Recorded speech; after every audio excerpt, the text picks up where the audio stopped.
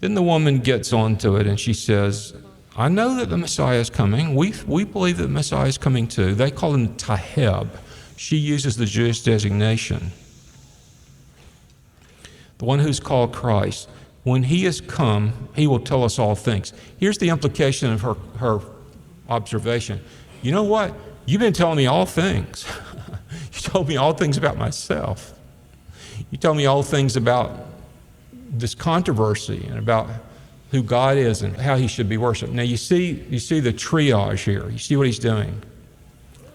He told her who she was. You're a woman who had 5 husbands. You're now living with a man outside of wedlock. And he told her who God is.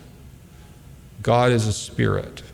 Now she begins to wonder about something. You know, one thing I wonder about is I wonder who you are.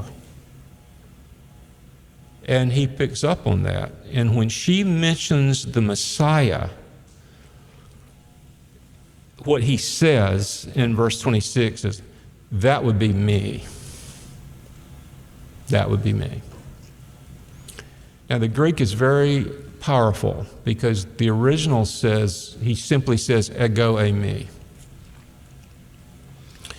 When the arresting party came into Gethsemane and Jesus said, who are you looking for? And they said, Jesus of Nazareth. He said, ego eimi. You know what they did? They fell down. They were armed. He was unarmed. When he said, I am, they fell down because those are the words of self-identification from the burning bush.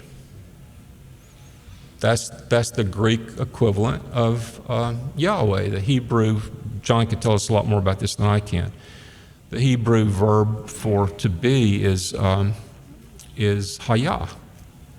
The first person singular form is Yahweh. I am.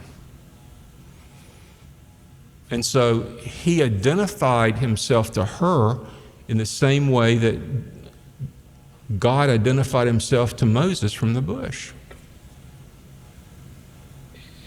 Moses was a prince of Egypt. Moses was a great man.